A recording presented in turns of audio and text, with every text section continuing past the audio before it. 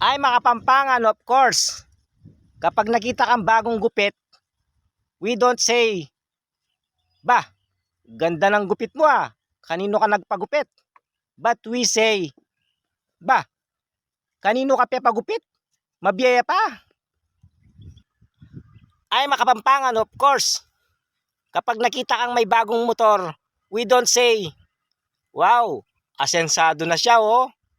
But we say, lalo yan mo man, baldugan niya yan.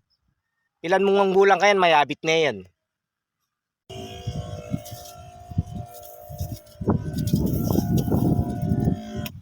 Mga Kapampangan, of course, kapag meron kang katrabaho na sobrang sipag, we don't say, wow, ang sipag, yan ang dapat tularan. But we say,